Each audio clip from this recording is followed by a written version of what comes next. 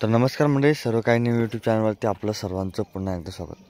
तर मंडळी, सर्वात कमी दिवसात येणारं पिकं म्हटलं तर भाजीपाल्याची पिकं. आणि भाजीपाल्याची पिकं जर भाव असला तर खूप पैसे आपल्याला सर्वात कमी दिवसात देऊन जातात. तर मंडळी, तुम्ही पाहू शकता आता माझ्या भाजीपाल्या शेतीचं नियोजन. तर तुम्ही पाहू शकता ही माझी तुम्ही बघताय तर ती आहे आपल्या शेतातील भाजीपाला. तर हे आहे कोथिंबीरचं पीक. तर मंडळी, तिकडच्या साईडनं तुम्हाला दिसत असेल तर तिकडून आता काढणी चालू आहे. तर टप्पेवाईज आपण ही भाजीपाला पिकाचं नियोजन केलेलं आहे. तर तुम्ही पाहू शकता आता इकडून काढणी चालू आहे. इकडं त्यानंतर 8 दिवसाचा गॅप आहे. म्हणजेच आपले भाजीपाल्याची पिकं हे नियोजित रोज चालतं. आणि त्यानंतर इकडं नवीन टाकण्यात आलेलं आहे.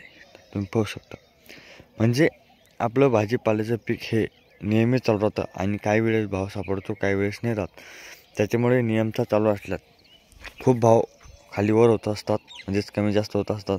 आणि जास्त झालं तर आपला खूप फायदासुद्धा होऊन जात असतो.